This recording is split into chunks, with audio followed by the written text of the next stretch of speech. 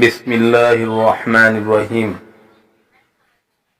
میرے دوستوں اور بزرگوں اور ساتھیوں اور بھائیوں، الحمدللہ کہ تم نے قرآن مجید پڑھنا شروع کیا ہے۔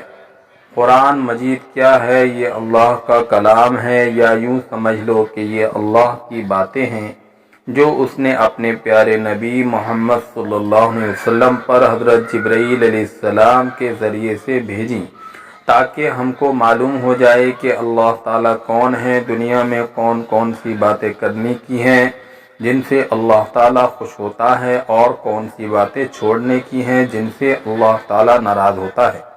مرنے کے بعد ہم کو قیامت کے روز دوبارہ زندہ کیا جائے گا، تاکہ جس نے اللہ تعالیٰ اور اس کے رسول صلی اللہ علیہ وسلم کے بتائے ہوئے اچھے کام کیے ہوں، اس کے بدلے اس کو جنت ملے اور وہ وہاں ہمیشہ ہمیشہ رہے، اور جو اس کا جی چاہے کھائے وہ اس کو ملے۔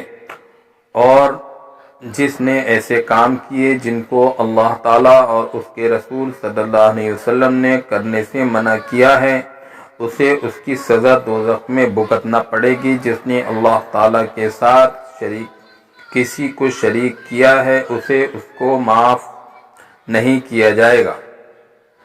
اس کے علاوہ اللہ تعالیٰ رحم کرنے والا ہے، جس کو چاہے بخش دے۔ اللہ